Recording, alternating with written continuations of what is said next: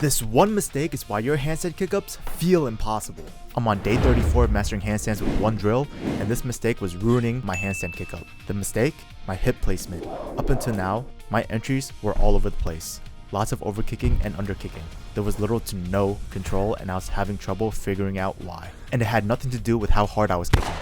Turns out, it was my hip position before even kicking up to the handstand. When your hips are low, it naturally places your hips and shoulders further away from each other. Look at this line that's connected to my hips to my shoulders. The slope isn't steep enough. Low hips also places your feet and ankles further away from each other, creating this large body angle you see here, which means your body position isn't in a efficient setup to be stacked on top of each other once you kick up into a handstand.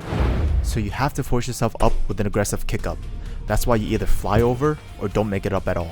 But compared to this position, hips are positioned higher. So the line connecting my hips to my shoulders is steeper. My feet are also closer to my hands, creating a smaller body angle compared to before, which nicely sets me up for my hips, shoulders, and wrists to be stacked in a line on top of each other the moment I kick up into a handstand.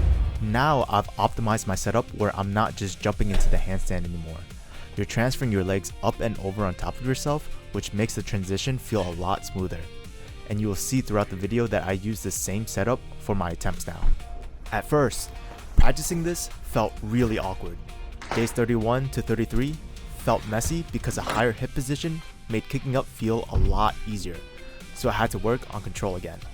But on day 34, my entries started feeling way more controlled and consistent, as you can see here, with multiple attempts landing me in a near perfect handstand.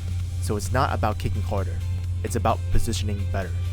So follow to see if this one drill actually fixes my handstand.